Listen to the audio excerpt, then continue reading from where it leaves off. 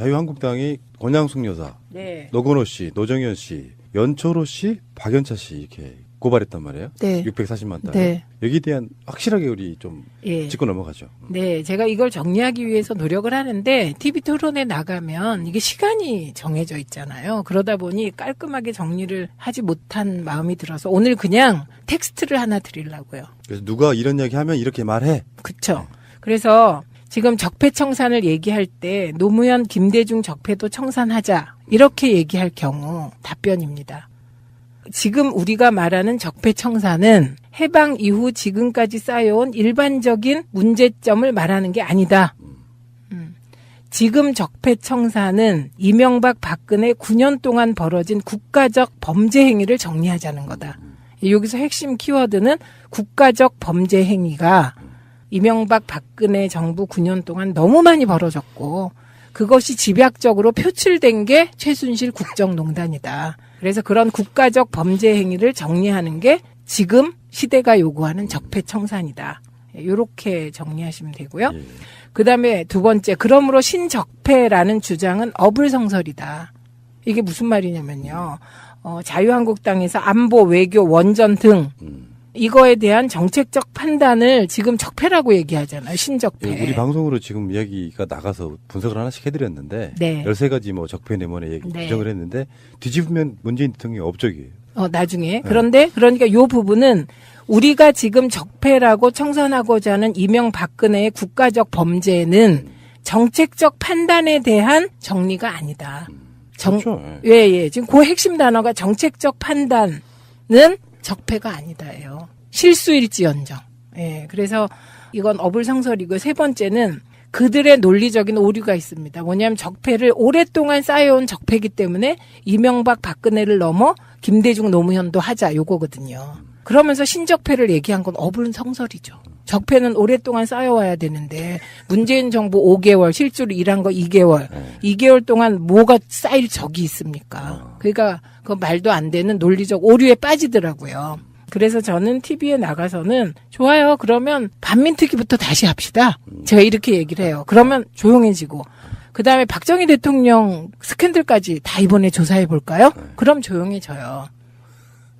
그런데 박정희 대통령의 스캔들이 있다고 해서 그게 범죄 행위인가 아닌가는 또 판단이 달라지는 거잖아요. 공소시효가 다 지났어요. 그것들은 범죄 행위라고 하더라도. 그러니까 지금 핵심 키워드는 지난 9년 동안 벌어진 국가적 범죄 행위를 정리하자. 이게 적폐청산이다.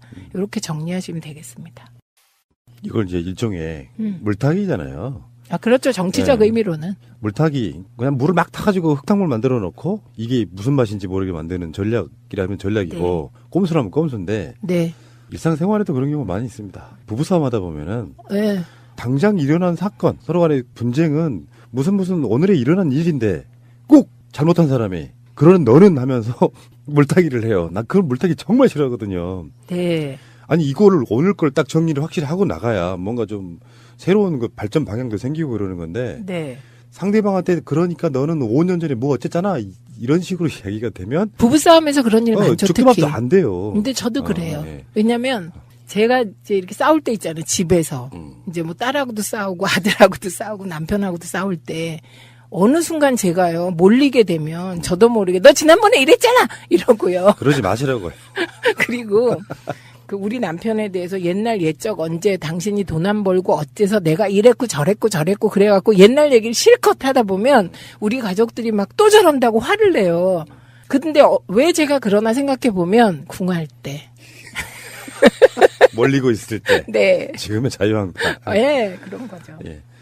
근데 지금 이런 건 있어요. 이제 요즘에는 SNS가 워낙 발달하다 보니까 네. 어떤 사람 우리만 KBS 뉴스를 안 보는 게 아니고 네. 저쪽도 안 봐요. 그러면서 지들끼리 카톡으로 돌리는 정보들이 있어요. 네, 네. 근데 그 사람들은 자기랑 친한 사람들과만 돌리기 때문에 우리 쪽 정보를 접하려고 하지 않습니다. 네. 팟캐스트를 들으면 그 사람들 심장 벌리고 죽을지도 몰라. 그러니까 아예 안 들어서 서로 간에 설득이 안 돼. 네. 근데 요즘에 이제 누구일 걸로 의심되는 사람들이 카톡으로 돌리는 게 대표적인 게 640만 달러 이야기예요. 아, 네. 그래서 고발까지 네. 했다고 아까 말씀하셨잖아요. 네. 그거는 기본 정리를 이렇게 네. 하시면 됩니다. 우선 첫 번째, 640만 불 건은 노무현 대통령님 서거로 이명박 정부의 검찰이 공소권 없음 결정을 내린 것이다. 공소권 없음. 예, 이미 내린 것입니다. 그리고 이 공소권 없음 결정을 내린 게 문재인 정부 검찰이 아닙니다. 이명박 정부 검찰입니다. 예, 그리고 두 번째는 그럼에도 불구하고 재조사를 할 수 있는 요건이 있습니다. 그게 가장 중요한 게 새로운 증거가 나오거나 결정적인 새로운 진술이 나와야 돼요. 그 진술과 관련한 문건이 나오고. 모든 사건이 그래요. 네, 그런데 새로운 증거 나온 거 없고요. 진술 나온 거 없고요. 새로운 문건 나온 거 없습니다. 그리고 이 새로운 문건 관련하여서도 해당 당사자들로부터 새로운 진술이나 문건이 나와야 돼요. 아까 고발했다는 분들. 어른 거 없습니다. 지금 어거지 쓰고 있는 거고요. 그 다음에 이제 여러분이 권양숙 여사님이 공범이다. 그러면 갑자기 여러분이 그 공범이라는 단어에 가슴 뜨끔해지면서 그럴 수 있죠. 예, 이러잖아요. 그것 또한 물타기이며 속이는 겁니다. 왜냐하면 공범이 되려면 주범이 있어야 되잖아요. 그럼 그건 주범이 서거한 대통령님이란 뜻이에요. 그렇죠. 예. 그럼 이게 뇌물죄가 성립하려면 서거한 대통령님이 이 사실을 알고 제3자에게 뇌물을 주게 하거나 인지해야 돼요. 아니면 대가성을 주거나 아니면 본인이 요구해서 받거나 이래야 되는데 이미 서거 전에 조사를 받으셨고요. 사전에 몰랐다. 그런데 우리 가족이 받은 건 사실이다. 일부를. 이건 정리 한번 해봐야 되는 게 그쵸? 어떤 느낌이냐면 일단 박연차, 노무현, 권양숙 이런 분들이 아주 어렸을 때부터 친한 친구들이었어요. 분들이다. 네.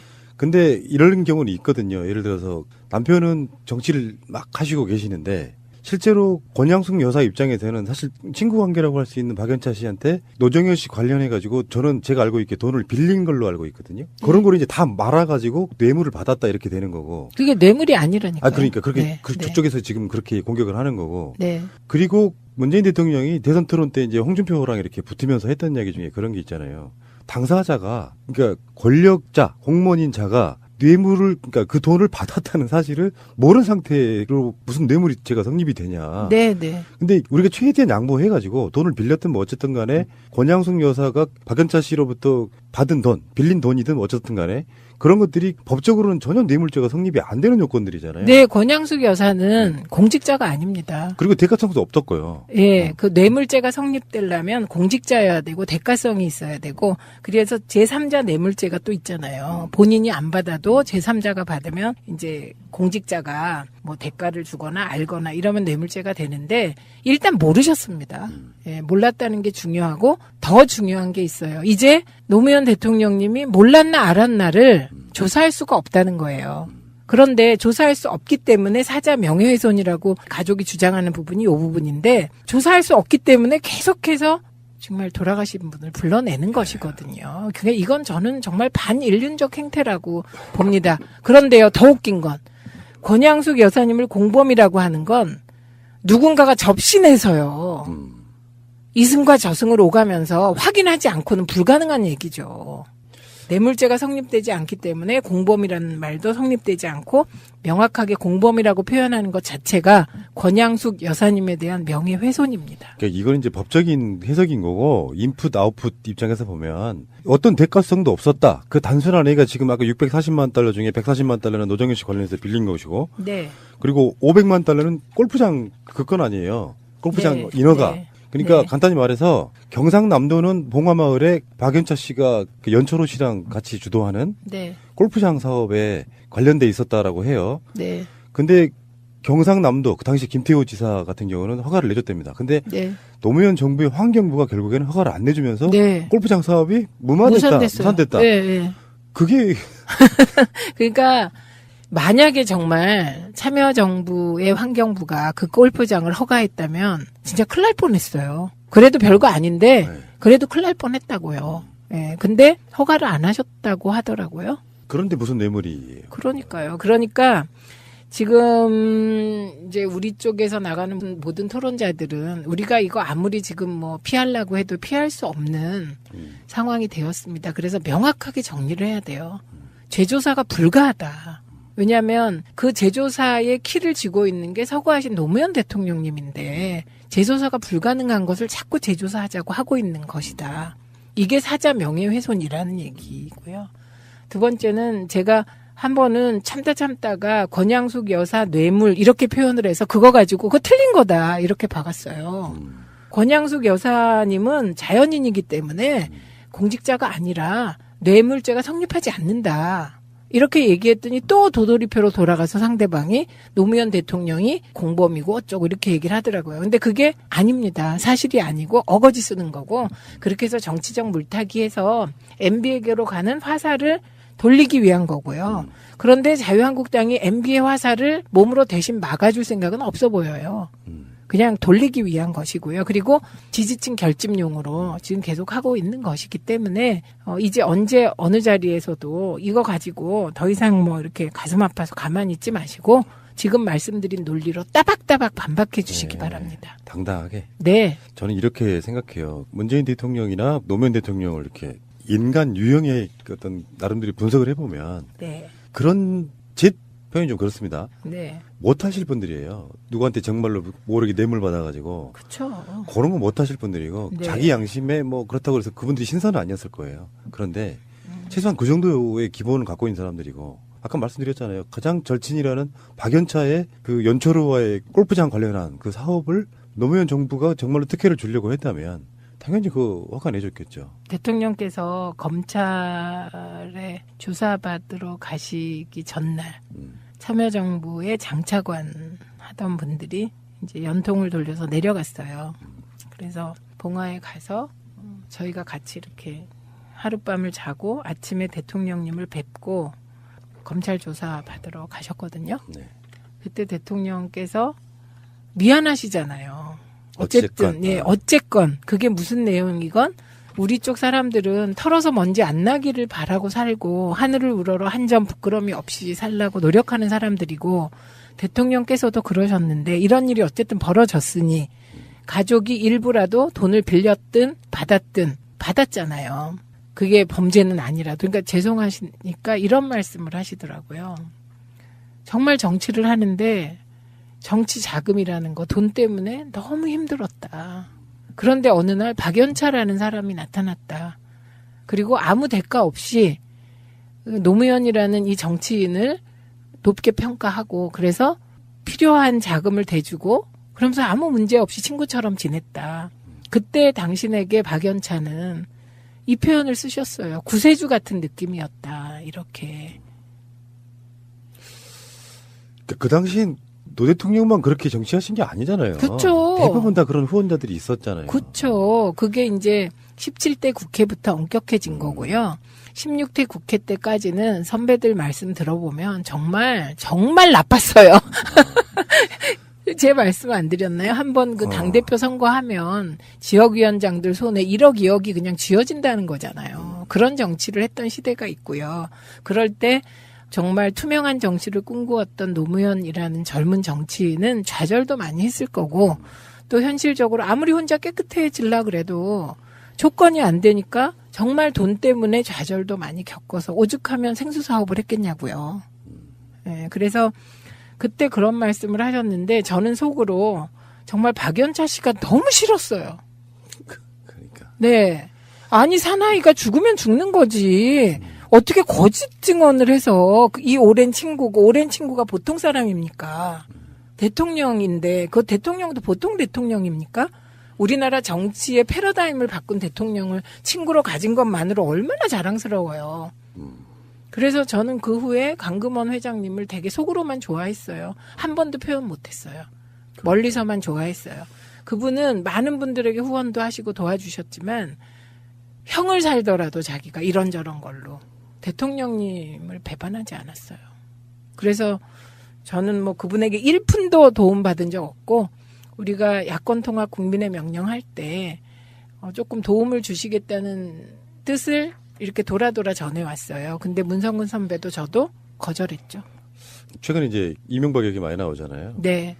한때는 이명박 선거에 붙은 적도 있어요. 노 대통령이 국회의원 선거 때 종로에서 아마. 종로에서. 그때 당시에 이명박의 그 금권 선거 이건 뭐 세상이 다 아는 이야기. 이거 비리로 네? 비리로 잘려서 그 자리에 노 대통령이 가신 그러니까 거죠. 정계 은퇴 사안 정도. 네. 반대로 뭐 좀 비슷한 얘기가 될지 모르겠는데 이쪽 사람들 돈이 되게 없었잖아요. 네. 근데 그런 게 있어. 난 그런 사람들이 왜 어떤 사람들인지 모르겠는데 새날 이야기를 한번 해볼게요. 네. 이게 땅 파서 이게 방송을 만들 수가 없어요. 네. 기본 제작비, 출연료 뭐 등등등 해서. 네. 근데 제 방침은 또 광고하는 사람들은 뭐 봉이냐. 그래서 정말 다른 방송에 비하면 막 4분의 1, 5분의 1 광고료 받아서 제작비 만들어서 방송하고 있는 거거든요. 그냥 광고료 2분의 1좀 받으면 안 돼요? 그러면 그분들이 광고 낼 기회가 다 사라져 버려요. 아. 한 달에 내야 되는 광고비가. 그러면 그분들이 이제 좀 광고로 잘 되면 조금 스스로 올리고 이러면 안 돼요? 그러니까 저는 원년 광고비를 그대로 받고 있습니다. 그때 그분들은. 네. 근데 문제는 무슨 얘기를 하려고 그러냐면 네. 기본적인 정치 자금도 필요하고요. 네. 돈도 필요해요. 네. 솔직히 말씀드려가지고 누군가가 너희들 방송 아무 조건 없이 얼마 제작비 지원해줄게, 후원해줄게 하면 정말 고마울 것 같거든요. 대신 나 그 사람한테 특히 안 주면 돼. 정치인도 아니지만. 그래서 난 노무현 대통령이 인간적으로 너무 이해가 되는 측면인데다가 예를 들어서 이게 좀 약간 언밸런스한 거예요. 아까 이명박 얘기를 왜 꺼냈냐면 네. 그런 사람들은 그렇게 돈으로 온갖 협잡질에 나쁜 짓 다 해도 네. 거기에 대해서 말 잘 안 해. 네. 근데 노무현 대통령이 무슨 신이었냐고요. 근데 정치적 후원자들, 그러니까 제가 봤을 땐 그래요. 박연차 씨를 나쁘게만 보면 웬만한 사람들 다 좀 거물 정치인들은 후원자가 있는데 나도 노무현이라는 정치인 후원 한번 해보고 싶어서 자기 격도 올라간 게 있는 거거든요. 그럼요. 네. 근데 그런 측면들을 가정했을 때 대가성이 없었더라도 박연차 씨는 나름대로 후광 효과가 누렸다고 봐요. 당연하죠. 네. 그리고 박영차 씨는 노무현 대통령님은 박연차 씨를 친구처럼 대했을 것 같아요. 그런데 박연차라는 분에게 있어서 노무현 대통령님은 정말 특이한 한 분이었을지 모른다 이런 생각이 들어요. 왜냐하면 그분은 뭐 박관용 전 의장이나 여러 명하고 관계를 맺고 여러 명에게 돈을 주고 뭐 이렇게 관리를 해온 마치 치부책을 든 상인 같은 옛날 영화 속에 그런 분이더라고요. 그래서 제가 또 하나 살짝 말씀을 드리자면 이제 정치를 하다 보면 국회의원과 알고 지내는 것 자체를 되게 자랑스럽게 생각하고 그런 분들이 계세요. 그런 분들 중에는 좀 사업적으로도 성공하고 출세한 분들이 계세요. 그래서 꼭 뭐를 바라기보다 좋은 정치인을 후원하는 것을 기쁨으로 아는 분들이 계세요. 예, 그래서 그렇게 해서 정말 건전한 후원 문화가 형성되면 좋고 지금은 이제 정치자금법이 잘 정비가 돼서 후원회를 이제 할 수 있으니까 그런 이제 어떤 공식적인 법적으로 보장된 통로를 통해서 후원할 수 있는 길이 있기 때문에 되게 좋아진 거죠. 근데 이제 제가 후원회를 안 했던 건 이런 것 때문에요. 지금 당한 거. 이해찬 총리처럼? 네, 제가 만약에 그때 후원회 했으면 저는 임기 중에 잘렸을 거예요, 아마. 맞아. 네. 왜냐하면 후원금이라는 게 내가 모르게 문제되는 돈이 들어올 수도 있거든요. 그게 코에 걸면 코걸이 이런 방식으로 네, 그래서 엮어버리니까. 네, 후원금에 대해서 이런 말이 있습니다. 정치인은 담벼락을 이렇게 걸어가다가 왼쪽으로 떨어지면 감옥이고 오른쪽으로 떨어지면 사회다 이런 말이 있거든요. 그래서 그런 얘기를 하도 들어서 나는 언론과 싸우는 거니까 제가 채널A 이제 주주 구성의 불법성 파헤칠 때 채널A 기자하고 옆에 있던 다른 방송사 기자가 있었는데 막 달려온 거예요, 저한테. 조심하시라고. 그때 무슨 얘기를 해줬냐면 채널A 기자가 이렇게 전화를 하는데 근데요, 최민희가 후원회가 없어요. 그러더래요. 옆에 앉았던 기자가. 그러니까 저쪽에서 뭐라고 막 패닉처럼 나오면서 둘이 그런 거 하면서 지금 후원회 털라고 하다가 후원회가 없어서 그쪽이 패닉 같아요. 이렇게 온 적이 있고. 그리고 그때 이제 채널A가 들려왔던 소문에 따르면 후원회가 없다는 얘기를 듣고 그 뒤부터 이제 저한테 적극적으로 사람도 보내고 이러면서 얘기하려고 그랬거든요. 근데 이게 2라운드예요. 1라운드가 또 있었어요. 제가 방송위원회 들어갔을 때 그때 같이 방송위원으로 들어갔던 교수님 한 분이 어느 날 저에게 채널A가 최 부위원장, 채널A가 아니라 그땐 신문이죠. 한 신문이 최 부위원장 특별조사팀을 꾸렸대요. 그래서 최 부위원장을 털라고 하나 봐요. 왜냐하면 당시 노무현 정부의 방송위원회는 부위원장이 실무를 총괄하는 체제예요. 위원장님은 크게 결정하시고. 그래서 1기 부위원장이 이호성 지금 방통위원장이고 제가 2기 부위원장이거든요. 그래서 제가 저 털으면 좋아요. 털어서 있는 그대로 다 보여주면 좋아요. 그랬더니 보도가 하나 난 거예요. 제가 땅을 뭐 이렇게 감춰뒀다는 의혹이 있다. 근데 그건 다른 데서. 그래서 제가 어디에 내 땅이 있는지. 있으면 좋겠네. 딱 제가 있으면 좋겠다고 그렇게 얘기를 했어요. 그런데 그때 그렇게 털다가 엉뚱하게 저에게 그 말해준 교수님이 절대 농지로 그만두셨습니다. 되게 좋은 분이셨는데. 참. 그래서 1라운드, 2라운드 뭐 아, 이렇게. 그래서 후원회를 안 한 거죠. 그러면 네. 현역한테는 그래도 유리한 법, 오세훈법인데 원외인 사람들은 그러면 전혀 정치 관련해서 자금을 모을 수가 전혀 없는 거죠. 없죠. 저 그래서 알바를 열심히 하잖아요. 방송 알바. 그래서 이게 저는 새날이 광고를 조금만 올려가지고 출연료를 조금만 더 주길 바라는 간절한 마음이 있습니다. 이게 박연차 같은 후원자가 나타나야 되고요. 지금 요즘에 전 싫습니다. 전 가난하게 살겠습니다.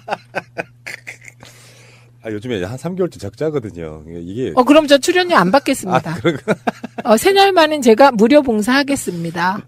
근데 그거는 이제 뭐 충격적인 이런 건 아닌데. 충격인데? 왜요? 왜? 저는요, 방송 알바를 뛰다 보면 몸이 고달프잖아요. 그럴 때 어떤 생각을 하냐면, 옛날에 제가 그 대학교 때 감옥 갔다 와서 공장 다닐 때 하루에 12시간 일하고, 그때 쥐꼬리만한 월급을 받으면 그걸로 아침, 점심, 저녁 먹으면 하나도 안 남는데, 내가 그런 시절도 있었는데, 지금 방송 알바 뛰는 거, 이걸 힘들다고 하면 안 되지. 불끈! 이렇게 가거든요. 제가. 정편 셔틀.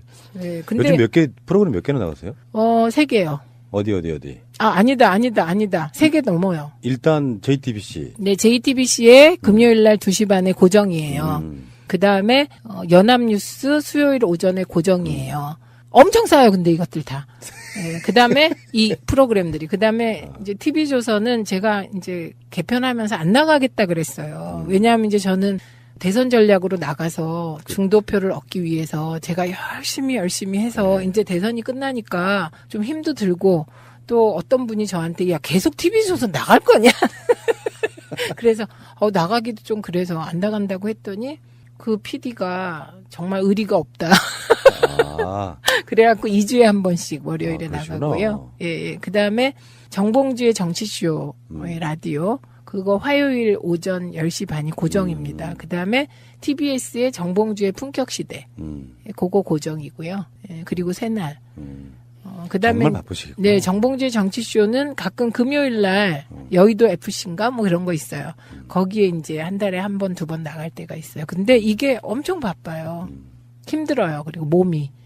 그렇겠죠. 네, 그래서 사실 또 비슷한 말 여기저기서 또 해야 되는 부분도 있고요. 근데 저는 비슷하게 안 해요. 안 하려고 하시겠죠. 네, 애를 써요. 왜냐면 이런 게 있어요. 시간이 가고 자료를 더 많이 보면 좀 더 정리되는 게 있어요. 네, 그래서 가능하면 일단 기본 정리는 하더라도 이후에는 조금 더 이제 수많은 정보를 드리기 위해서 애를 쓰죠. 마지막 질문. 네. 정편도 나가시고 네. 라디오도 나가시고 그런데 네. 제가 제일 편하시죠? 전 새날이 제일 좋아서 무료로 온다니까요. 앞으로 무료로 하시겠다고? 아니, 적자일 땐 무료로. 흑자일 때는 돈 받고. 제가 허락하지 않습니다. 그건 또 좋은 소리예요. 저에겐 좋은 말씀. 그러니까 토론하는 걸 이렇게 TV나 이런 걸로 듣잖아요. 네. 근데 이제 진행자들이나 어떤 그 패널들의 성향이나 특성들이 다 다르니까 방송마다. 근데 막히는 게 보여. 이번에 JTBC 그 토론회 김효재처럼. 그러니까 하고 싶은 말을 다 못해. 그리고 우리 그쵸. 방송만큼은 하고 싶은 말 다 해. 이게 컨셉이니까. 최고죠. 최고고 알겠습니다. 아주 좋습니다. 알겠습니다. 팬들이 있다고 해서 그게 범죄 행위인가 아닌가는 또 판단이 달라지는 거잖아요. 공소시효가 다 지났어요. 그것들은 범죄 행위라고 하더라도. 그러니까 지금 핵심 키워드는 지난 9년 동안 벌어진 국가적 범죄 행위를 정리하자. 이게 적폐청산이다. 이렇게 정리하시면 되겠습니다. 이걸 이제 일종의 물타기잖아요. 그렇죠. 정치적 네. 의미로는. 물타기. 그냥 물을 막 타가지고 흙탕물 만들어 놓고 이게 무슨 맛인지 모르게 만드는 전략이라면 전략이고 꼼수라면 꼼수인데 네. 일상생활에도 그런 경우가 많이 있습니다. 부부싸움 하다 보면은 네. 당장 일어난 사건, 서로 간의 분쟁은 무슨 오늘에 일어난 일인데 꼭 잘못한 사람이 그러는 너는 하면서 물타기를 해요. 나 그 물타기 정말 싫어하거든요. 네. 아니 이거를 오늘 걸 딱 정리를 확실히 하고 나가야 뭔가 좀 새로운 그 발전 방향도 생기고 그러는 건데 네.